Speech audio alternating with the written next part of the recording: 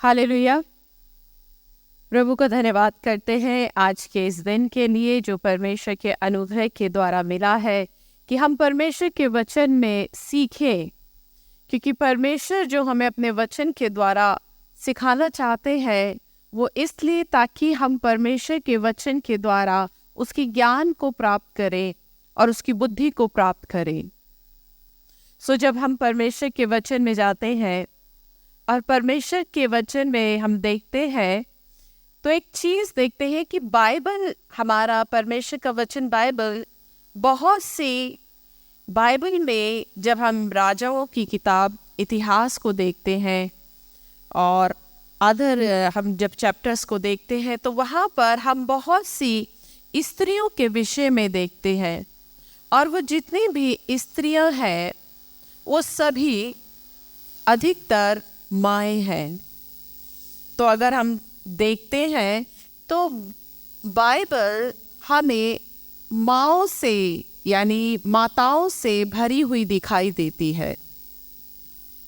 और विशेषकर जब हम इतिहास की किताब को देखते हैं, पहला राजा और दूसरा राजा की किताब को देखते हैं, तब हम देखते हैं कि जब भी जिस भी राजा ने राज किया, जब वो राजगद्दी पे बैठा तो उसका जब इंट्रोडक्शन आया, फॉर एग्जाम्पल जब सुलेमान का बेटा ने राज किया, तो जब सुलेमान का बेटा रहूबियाम ने राज किया तो वहाँ पर उसकी माँ का इंट्रोडक्शन आया। जिस भी राजा ने जब राज किया उसकी इंट्रोडक्शन उसकी माँ के द्वारा दिया गया। ऐसा क्या है कि बाइबल, जबकि हम राजाओं के विषय में पढ़ रहे हैं, हम यहूदा के राजा, इज़राइल के राजाओं के बारे में पढ़ रहे हैं और हम उस राजा के जीवन को देख रहे हैं, मगर ऐसा क्या है कि हर एक राजा के इंट्रोडक्शन में उसकी मदर, उसकी माँ का इंट्रोडक्शन उसके साथ में आया कि वो किसका बेटा है। जबकि हमें पता है कि वो राजा सुलेमान का बेटा है, वो राजा दाऊद का बेटा है, वो हिजकिय्याह का बेटा है, वो किस राजा का बेटा है हमें पता है, मगर बाइबल चाहती है, बाइबल में एक माँ, हर जगह माँ का जिक्र क्यों है? क्योंकि परमेश्वर ये चाहते हैं कि हम ये जाने, हम ये सीखें कि हर एक राजा के पीछे उसकी माँ का हाथ है। आज वो अगर राज कर रहा है तो वो किस तरह से राज कर रहा है। अगर वो एक धर्मी राजा है तो वो इसलिए है क्योंकि उसके पीछे उसको धर्मी बनाने वाली उसकी माँ है। अगर वो परमेश्वर के विरुद्ध जा रहा है तो उसको परमेश्वर के विरुद्ध बनाने वाली उसकी माँ है। हम सब जानते हैं हर एक इंसान के जीवन में और खासकर मसीहों के जीवन में मैं कहूँ, माँ का एक बहुत बड़ा रोल होता है। माँ जो जन्म देती है, कहते हैं माँ सबसे पहली टीचर होती है, माँ बच्चे की दोस्त होती है, माँ उसकी साथी होती है। और जब हम मसीह में आते हैं, जब हम प्रभु में आते हैं, तब एक माँ की जिम्मेदारी अपने बच्चे के प्रति और भी ज़्यादा बढ़ जाती है। क्यों?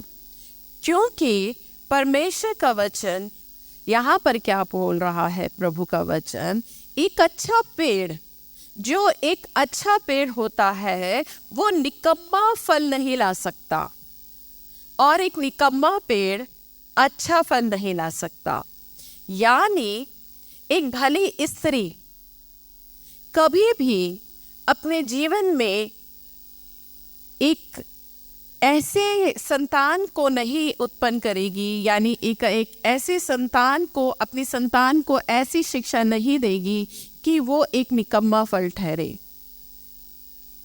आज जब हम मसीह में आते हैं तब हमारे बच्चों के प्रति हमारी बहुत ज़्यादा चिंता होती है कि वो प्रभु में बड़े, परमेश्वर उनको इस्तेमाल करे, प्रभु उनको आशीष दे। आज हर माँ बाप की, ज़्यादातर कई बार तो कितनी ही माएँ, उनकी ये प्रेयर रिक्वेस्ट होती है कि हमारे बच्चे हमारा कहना नहीं मान रहे हैं, हमारे बच्चे फैमिली प्रेयर में नहीं बैठते हैं, हमारे बच्चे हर समय मोबाइल चलाते रहते हैं, हमारे बच्चे आज गलत संगति में जा रहे हैं।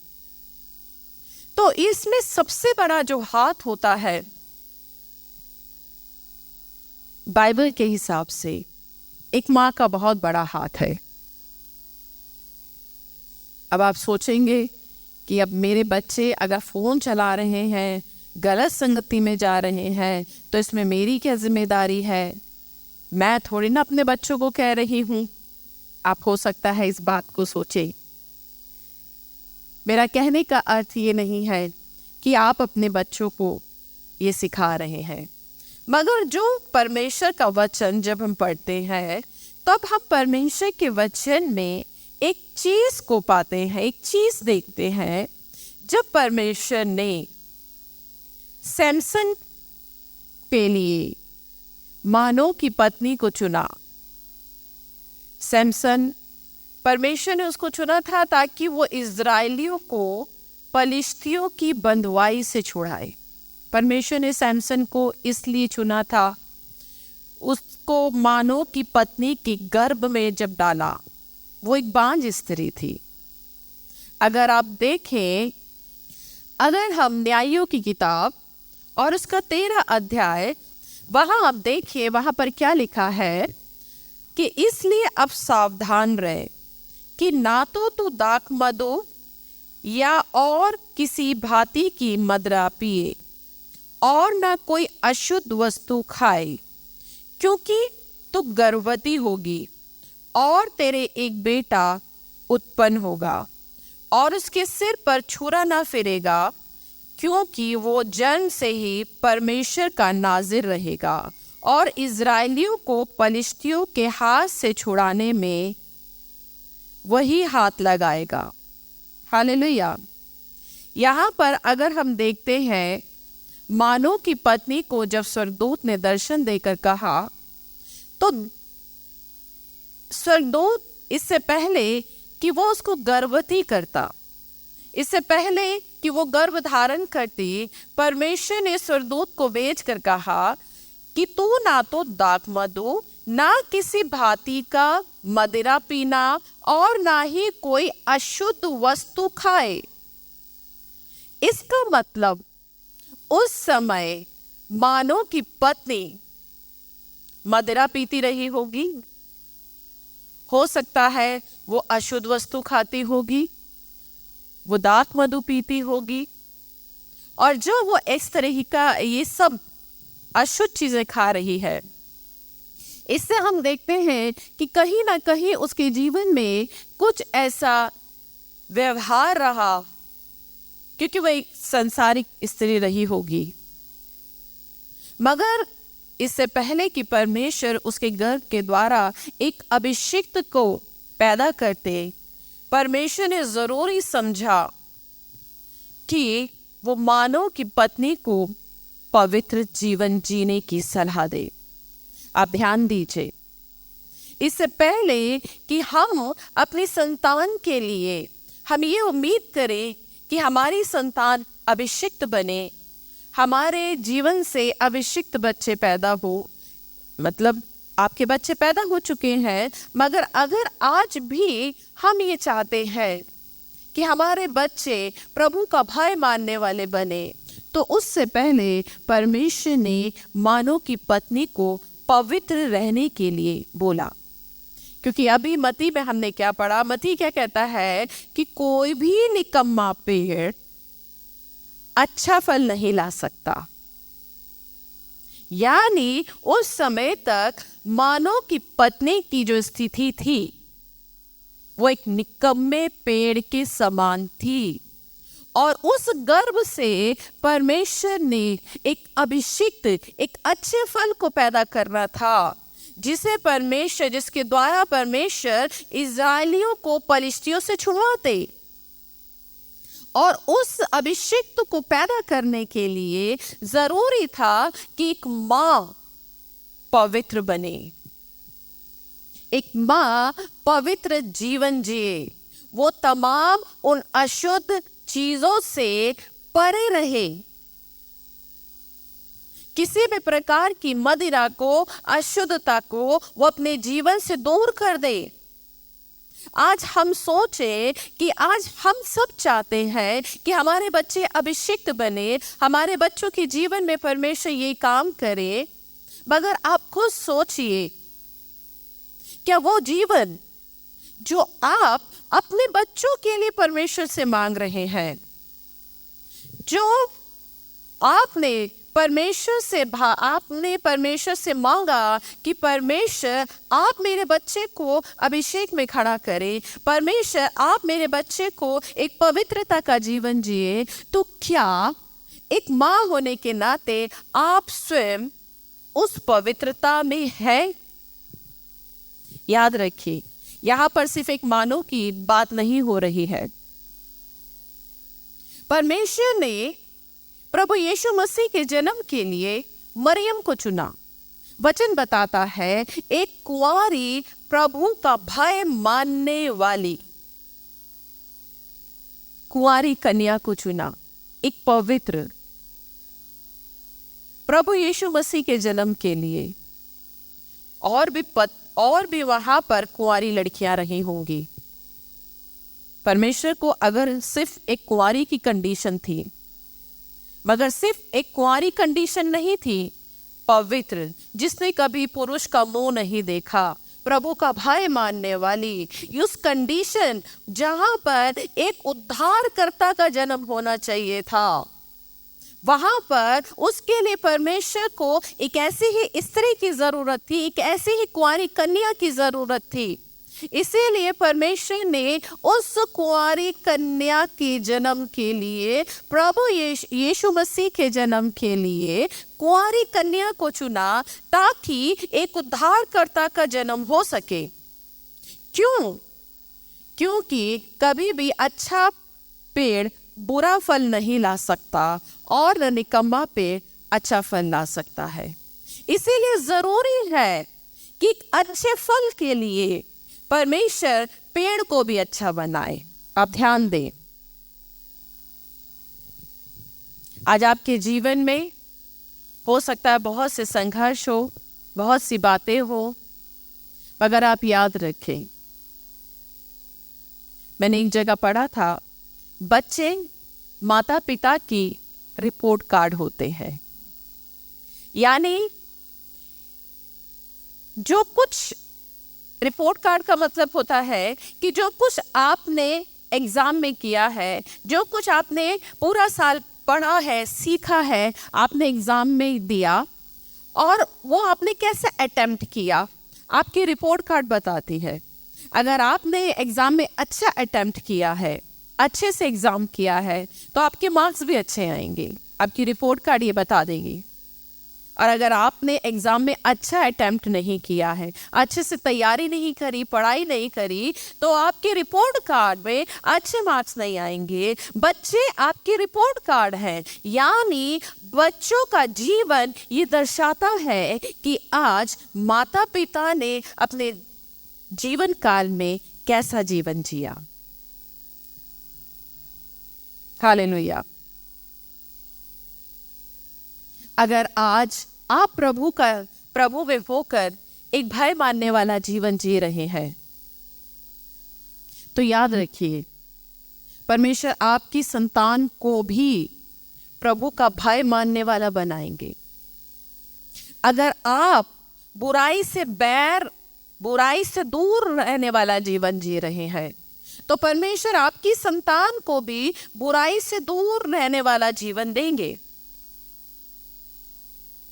मगर आज हमारे लिए ये चीज बहुत जरूरी है। अगर हम बाइबल में देखते हैं, इज़ेबेल को देखिए। इज़ेबेल एक सबसे दुष्ट स्त्री थी जिसने कपट का जीवन जिया है, राजनीति का जीवन जिया, एक चरित्रहीन जीवन जिया, फ्लर्ट करने वाली, डोमिनेट करने वाली, प्लानिंग करने वाली एक ऐसी स्त्री। और जब उसके बच्चे हुए, उसने किन बच्चों को जन्म दिया? वचन बताता है उसने अतल्याह को और अहज्याह को जन्म दिया, और वो दोनों का जीवन भी वैसे ही था। वो प्रभु में नहीं आए। जबकि उसकी बेटी अहज्याह एक यहोशापात राजा के घर में बिहाई गई, एक धर्मी राजा के घर में बिहाई गई। मगर जब अतल्याह यहोशापात के बेटे से बिहाई गई, तब उसने भी परमेश्वर के विरुद्ध में जाकर वही सब जीवन जिया, परमेश्वर के विरोध में। याद रखिए, कई बार हम दूसरे लोगों के जीवन को देखते हैं। आज बहुत से लोग जब बात करते हैं तो वो कहते हैं, अरे हमने उस बहन को देखा है, वो इतनी धर्मी नहीं थी मगर उनके बच्चे देखो, हमने उसके पापा को भी देखा है,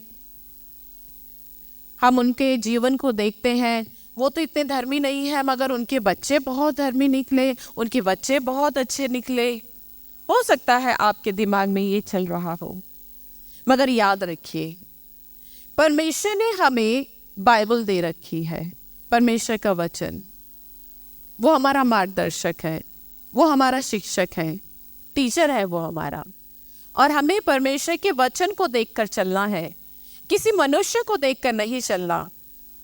क्योंकि बाइबल में अगर आप देखें, परमेश्वर एक हन्ना प्रार्थना करने वाली स्त्री थी। प्रार्थना करने वाली स्त्री जो उस बाँझ थी तो भी वो परमेश्वर के विरोध में कुड़कुड़ाई नहीं। आज बहुत सी मसीह बहनें प्रभु में तो है। मैं आप लोगों से बोलना चाहती हूँ, आप जितनी भी मसीह बहनें हैं, आप अपने आप को जांचें, क्या आप वास्तव में प्रभु में हैं? एक जगह पौलुस विधवाओं के विषय में जब बोलता है तो वो बोलता है जो वास्तव में विधवा है उनके सुधि लेना। अब यहां पर ये बात है, वास्तव में विधवा है का मतलब क्या हुआ? विधवा तो विधवा है, विधवा है तो है। अब जो सच में विधवा है, अब जो सच में विधवा है का इसका क्या हुआ? झूठ मूठ में तो कोई विधवा नहीं होता। तो इसका मतलब कई स्त्रियां विधवा तो होती हैं, विधवा यानी उनके पति तो इस संसार से चले जाते हैं और वो संसारिक रीति से तो विधवा होती है, मगर वो अपने चाल चलन में, अपने व्यवहार में, अपनी सोच में विधवा नहीं होती। उन्होंने अपनी सोच में कहीं ना कहीं किसी न किसी को बसा रखा होता है। कहीं किसी विधवा ने कोई ऐसा जीवन जी रही होती है जो संसारिक रीति के लिए विधवा है कि अब उसका हस्बैंड नहीं है, परंतु वो अपने चाल चलन में अब विधवा नहीं है। मगर पौलुस उन विधवाओं की इसलिए बोल रहा है जो सच में विधवा है, यानी जो सिर्फ संसारिक रीति से विधवा नहीं है, परन वो अपनी सोच में भी विधवा है, वो अकेली है। आज परमेश्वर की नजर में भी वो विधवा है कि अब उसका कोई नहीं है, उसने किसी पराये पुरुष को अपने सोच में, अपने विचारों में नहीं रखा हुआ। सो ऐसे ही आप अपने आप को सोचें कि क्या आप सच में प्रभु में हैं? हम शारीरिक रीति में तो यहाँ पर है, हो सकता है हमने बपतिस्मा भी ले लिया है, हम प्रार्थना भी करते हैं, उपवास भी करते हैं, मगर आज कहीं ना कहीं अगर आप अपने जीवन को देखें, आप अपने जीवन को जांचें, तो आप पाएंगे कि कहीं ना कहीं आज हमारे जीवन में भी ना जेजेबेल की तरह प्लानिंग्स रहती है। प्लानिंग करते हैं, कानाफूसी करते हैं, बुराई करते हैं, युक्तियां चलते हैं बहुत सी बातों को लेकर। खासकर विशेषकर बहनों के मन में तो छोटी छोटी बातों को लेकर, किसी भी बात को लेकर कड़वाहट आना बहुत ही एक कॉमन सी बात है। बुरा मानना तो एक नॉर्मल है, दिन में 8 से 10 बार बहुत मानना ही मानना है किसी ना किसी भी बात में। और ये व्यवहार आप नहीं जानते, कहीं ना कहीं आपके बच्चों को रोक रहा है कि वो मसीह में उस अभिषेक को नहीं पा पाते, उस बुलाहट में नहीं पहुंच पाते, क्योंकि परमेश्वर अपने नियम, अपने कानून के प्रति है, वो अपने वचन से बंधा हुआ है। हेरोदेस की पत्नी थी हेरोदियास, उसने अपनी बेटी को उकसाया कि वो परमेश्वर की एक अभिषिक्त जन को सर कटवाने की मांग करे। बताइए, हेरोदियास ने अपनी बेटी को उकसाया, यानी बेटी माँ के समान ही ठहरी। माँ एक गलत संबंध में थी, उसकी बेटी प्रभु का भय मानने वाली नहीं बनी। आप याद रखिए, सारपत नगर की विधवा जिसने एक अभिषिक्त जन का स्वागत किया, उसके जीवन के द्वारा परमेश्वर ने उसके बेटे को मुर्दे से जिंदा कर दिया। आज माएं, सिर्फ मैं माओं की बात नहीं कर रही बल्कि मैं पिता की भी बात कर रही हूँ, परंतु आप ये ना सोचें कि ये तो सिर्फ माँ के लिए है। माँ बहुत बड़ा रोल है, क्योंकि पिता अक्सर अपने कामों में, अपने जीवन में व्यस्त होते हैं। जैसा हम बाइबल में देखते हैं, कई जगह पर जब राजा लोग थे या पिता थे, वो अपने कामों में व्यस्त होने के चलते अपने बच्चों को उतना टाइम नहीं दे पाए। और ये वास्तव में होता है, क्योंकि पिता अपने जीवन में अपने बच्चों को इतना टाइम नहीं दे पाते जितना एक माँ के पास समय होता है कि वो अपने बच्चों के साथ टाइम स्पेंड करे। दूसरा राजा और उसका 22 अध्याय और उसके 1 पद में हम होशिया राजा के बारे में पढ़ते हैं। होशिया राजा के बारे में जब हम पढ़ते हैं तो वहां पर होशिया के विषय में लिखा है, होशिया दाऊद के अनुसार उसने जीवन जिया। आप मेरे साथ निकाल सकते हैं दूसरा राजा और उसका 22 अध्याय। जब योशिया राज करने लगा तब वो 8 वर्ष का था और यरूशलेम में 31 वर्ष तक राज करता रहा। उसकी माता का नाम यदीदा था, जो बक्सोतवासी अदाया की बेटी थी, और उसने वह किया जो यहोवा की दृष्टि में ठीक है, और जिस मार्ग पर उसका मूल पुरुष दाऊद चला, ठीक उसी पर वो भी चला, और उसने ना तो दाहिनी और ना बाईं ओर मुड़ा। योशिया के विषय में लिखा है, योशिया आमोन का बेटा था।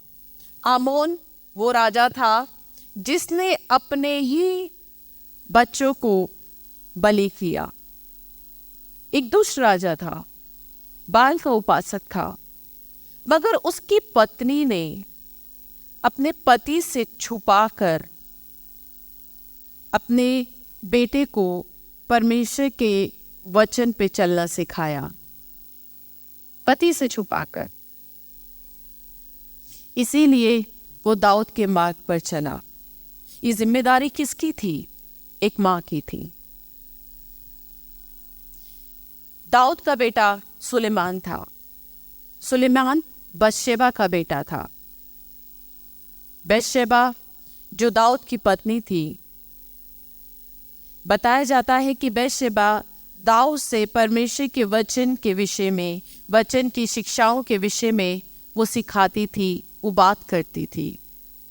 और इसीलिए दाऊद के बेटा सुलेमान जो एक धर्मी राजा बना। मगर सुलेमान ने अपने जीवन में एक गलती कर दी कि वो अपने जीवन में अन्य जाति स्त्रियों को ब्याह के लाया।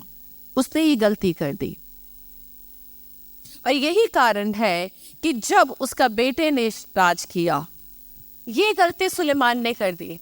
जब सुलेमान ने ब्याह किया तो उसने अन्य जाति औरतों को ब्याया। यही कारण है कि उसका बेटा रहोबियाम जब राज करने लगा तब वो परमेश्वर के प्रति ईमानदार नहीं रहा। क्यों? क्योंकि उसकी माँ एक अम्मोनी स्त्री थी। अगर आप वचन में पढ़ेंगे तो रहोबियाम की माँ एक अम्मोनी स्त्री थी जो परमेश्वर को नहीं जानती थी। उसने उसे परमेश्वर के वचन की शिक्षाएं नहीं दी। आज मैं खासकर जवानों से भी ये कहना चाहती हूँ कि जब आप अपने जीवन में जीवन साथी का चयन करते हैं तो हमेशा याद रखें कि जब आप उसका चयन करते हैं तो आप एक भली स्त्री, प्रभु का भय मानने वाली स्त्री को लेकर आए। जब नीति वचन की किताब को आप पढ़ते हैं, नीति वचन की किताब और उसका 31 अध्याय में शाऊल ने क्या लिखा है? 31 अध्याय के पहले पद में लमूएल राजा के प्रभावशाली वचन जो उसकी माता ने उसे सिखाए। आप यहाँ पर देखिए क्या लिखा है। यमूएल राजा के प्रभावशाली वचन जो उसकी माता ने उसे सिखाए।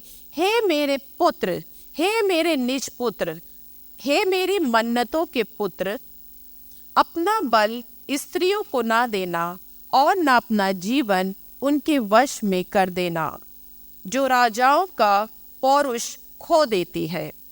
यहाँ पर नीति वचन 31 के पहले अध्याय में शमूएल अपनी माता की दी हुई शिक्षा, यानी जो राजा सुलेमान ने की माँ बैशेबा ने उसको जो शिक्षा दी, वो शिक्षा को स्मरण कर रहा है, वो याद कर रहा है और अपनी माँ की शिक्षा को याद करते वो बोल रहा है कि मेरी माँ के प्रभावशाली वचन, मेरी माँ के ये वचन थे कि तू अपना बल, अपना पौरुष, अपनी मेरे मन्नतों के पुत्र, तू अपना बल अपनी स्त्रियों को ना देना। वो अपनी माँ की शिक्षा को याद करे कि आज वो इतना बड़ा हो गया, वो राजा बन गया है, मगर राजा बनने के बाद भी आज उसे अपनी माँ की दी हुई वचन, उसकी शिक्षाएं उसे याद है।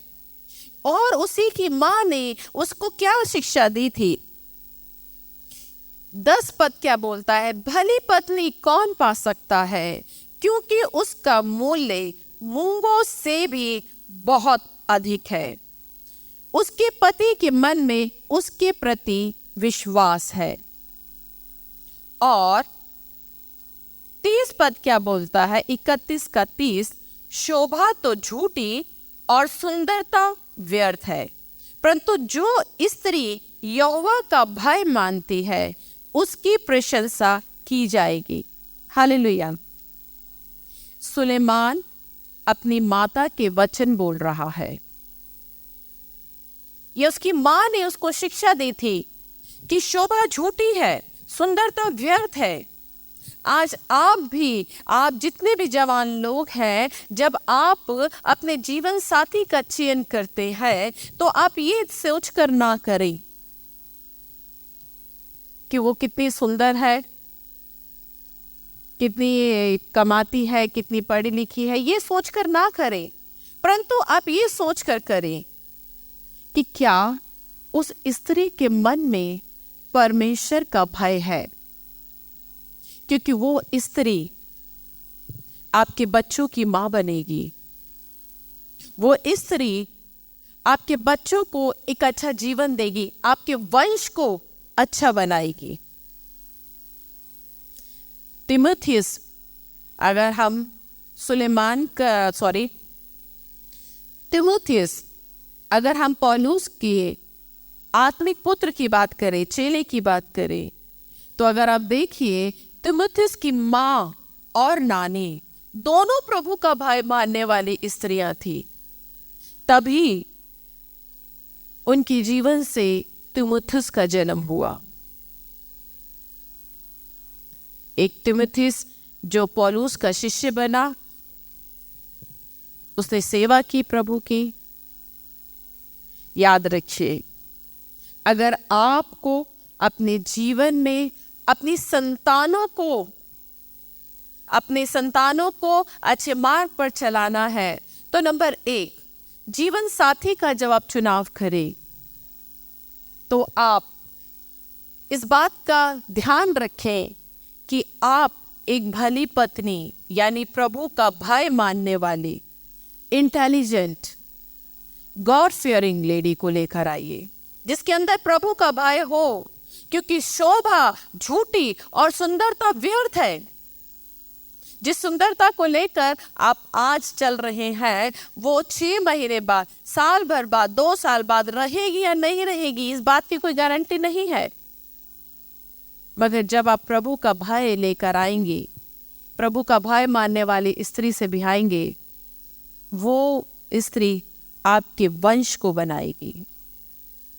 सो जितनी भी आज माएँ यहाँ पर हैं, मैं आपको ये बताना चाहती हूँ कि जो एक्सपेक्टेशन आज आप बच्चों से कर रहे हैं कि मेरे बच्चे प्रभु में जीवन जिए, मेरे बच्चों का जीवन हो, तो उससे पहले आपको हन्ना के समान प्रभु का भय मानने वाली बनना है।